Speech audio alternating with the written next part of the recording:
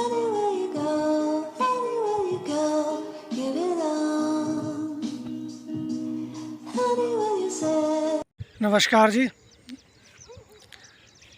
जो लौंडे अपने ज़माने का जो गरूर दिखाते हैं कि जो हम कर सकते हैं वो एक एजेड या सीनियर सिटीजन नहीं कर सकता, तो ये उनकी गलतफहमी है। क्योंकि मैं आज आपको एक ऐसे व्यक्ति से मिलाने वाला हूँ जो 60 साल की एज में आने वाले हैं और वो लड़कों जैसे काम करते हैं। और जो लोग सीनियर सिटीजन हो गए हैं और वो अपने आप को बूढ़ा या कमज़ोर समझते हैं, तो वो भी उनकी गलतफहमी है। क्योंकि आप इस वीडियो को देखेंगे तो आप भी जान जाएंगे कि जो एक सीनियर सिटीजन है वो भी एक स्वस्थ और जवान की तरह जी सकता है। तो मेरे जो गुरुजी हैं, जो उनसे मैंने बहुत कुछ सीखा है, तो आज मैं उनसे आपका परिचय करवाता हूं और वो क्या करते हैं और उनका उद्देश्य क्या है। तो पहले आप अपना नाम परिचय बता दीजिएगा हमारे दर्शकों को।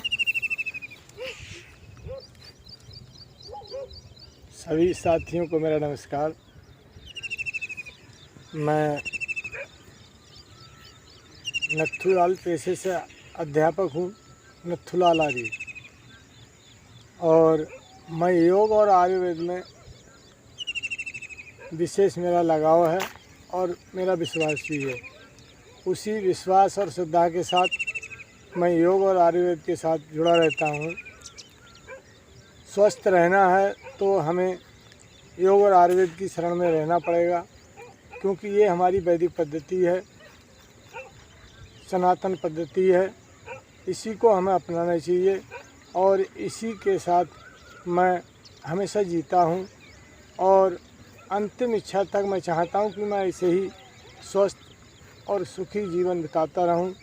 यही मेरी कामना है। मैं ये भी चाहता हूँ कि सारा समाज जो भी है वो अपने लिए कभी दीन और हीन न समझे और स्वस्थ रहने के लिए योग आसन प्राणायाम करता रहे, और दवा की आवश्यकता पड़ती है तो केवल आयुर्वेद का ही प्रयोग करे।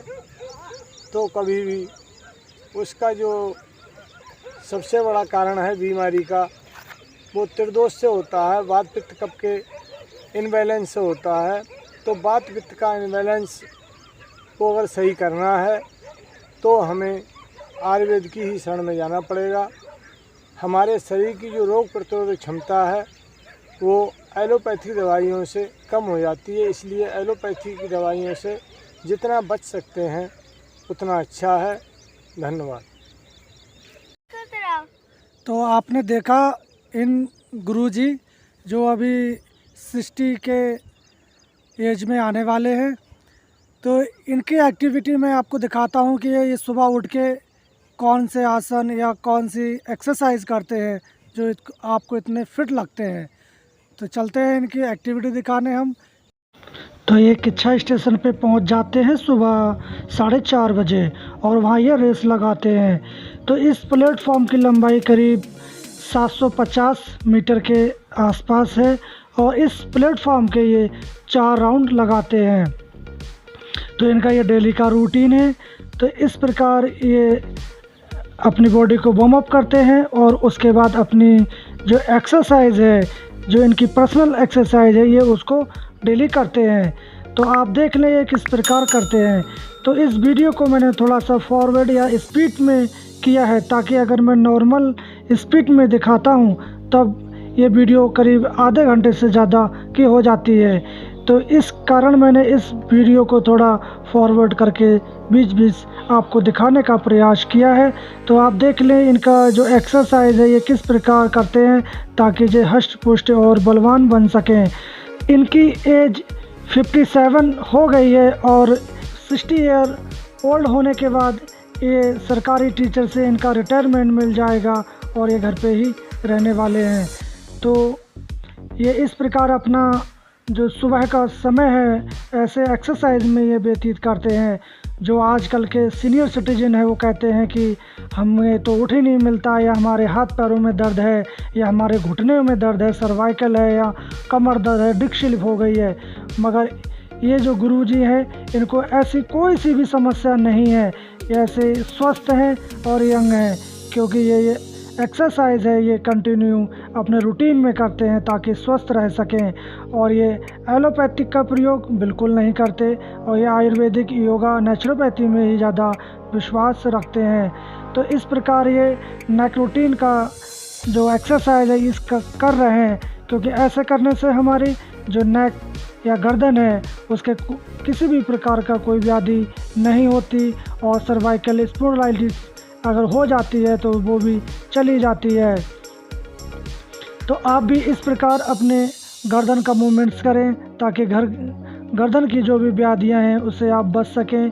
और जो आपकी कमर है, कमर का भी क्लॉकवाइज और एंटी क्लॉकवाइज ये सर्कल बनाते हैं ताकि कमर का जो बेली फैट है वो भी ना जमे। हमारी कमर के दर्द या कमर की जो आने वाली विकृति से ये बचे रहते हैं। इसके बाद नी रोटेट करते हैं। नी रोटेट करने से हमारे घुटनों के जो दर्द है उसमें राहत होती है, आने वाली विकृतियों से हम बचे रहते हैं।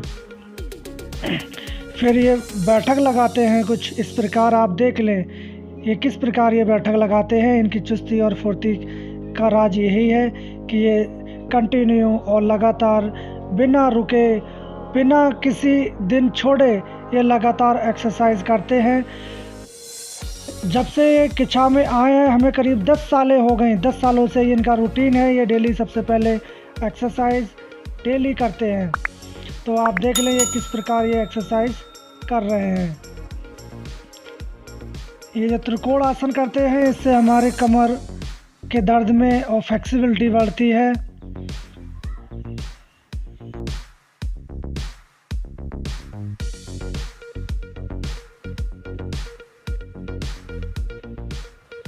कष्ट का आकड़ी आसन कहते हैं, जिससे लकड़ी जैसा काटते हैं। ये हनुमान दंड है। इस प्रकार इसमें करने में काफ़ी पावर और फ्लेक्सिबिलिटी की आवश्यकता होती है। इसमें काफ़ी हमें जोर लगाना पड़ता है और ये इजीली कर लेते हैं क्योंकि ये डेली करते हैं।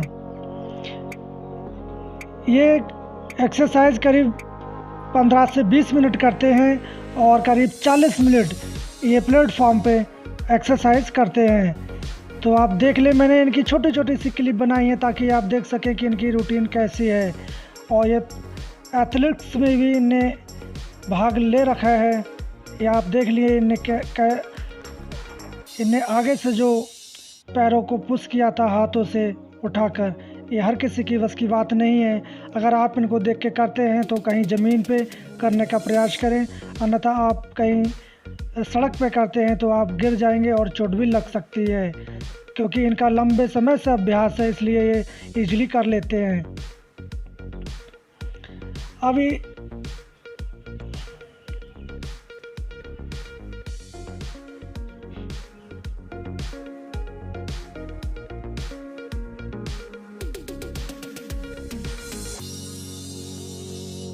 पैरों वाला काउंटर पोज करके दिखाएंगे।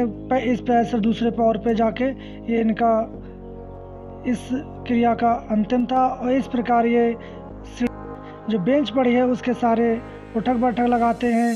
फिर इसके बाद ये जो रिंकल जॉइंट है या हमारा नी जॉइंट है उसके लिए एक्सरसाइज करते हैं। ऐसा करने से हमारा जो एड़ी के जॉइंट है या रिंकल जॉइंट है उसमें काफ़ी आराम हो जाता है। और इसके बाद ये नी रोटेट करेंगे नी जॉइंट में, उससे भी हमारे जो घुटनों को दर्द है या घुटनों में आने वाली सूजन या मसल्स में जो स्वेलिंग आ जाती है उसको ये मसल्स रिलैक्स हो जाती हैं। आप देख लें